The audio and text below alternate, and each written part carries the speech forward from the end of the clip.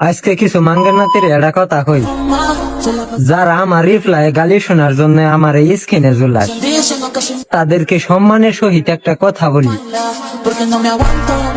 আমি পুঁটি মাছ খাওয়া বাদ দিয়ে দিছি। আরে ভাই একটু থাম।